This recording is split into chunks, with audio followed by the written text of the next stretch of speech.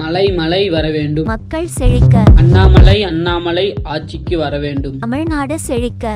Hello friends, welcome to my channel PJ person. இன்றைக்கி நம்ம பார்க்க போகிறது என்ன அப்படின்னு பார்த்தீங்கன்னா, திரு அண்ணாமலை அவர்களிடம் போலீஸ் டு அரசியல்வாதி ஷோவில் ஆங்கர் அவர்கள் சிஎம்மாக வந்தீங்கன்னா முதல் கையெழுத்து எதுக்கு போடுவீங்க என்ற கேள்விக்கு திரு அண்ணாமலை அவர்களின் பதில்.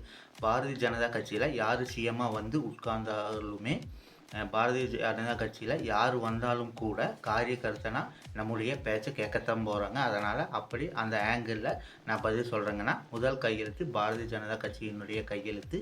பாரதிய ஜனதா கட்சியில் ஆட்சி பீடத்தில் வருவருடைய கையெழுத்து எப்படி இருக்கணும்னா, என்னுடைய கனவு ஒரு ஏழை வீட்டில் ஒருத்தர் பிறந்தாலும் பணக்கார வீட்டில் ஒருத்தர் பிறந்தாலும் கிடைக்கக்கூடிய கல்வியினுடைய குவாலிட்டி சமமாக இருக்கும் என்பது தான் முதல் நம்முடைய அடிப்படை.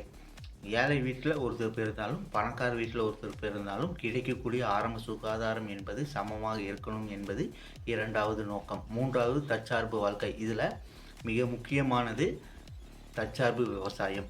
இதில் நாம் இருந்தோம்னா லாங் டைம் நாட்டுக்கு நல்லது. இந்த மூன்று விஷயங்கள்னா, பட் இதை நம்ம சிஸ்டமேட்டிக்காக மாற்றணும். இந்த மூன்றையும் நோக்கி பாரதிய ஜனதா கட்சியினுடைய நோக்கம் இருக்க வேண்டும் என்பது என்னை போன்ற ஒரு தொண்டனுடைய ஆசை என்று பேசியுள்ளார் திரு அண்ணாமலை அவர்கள்.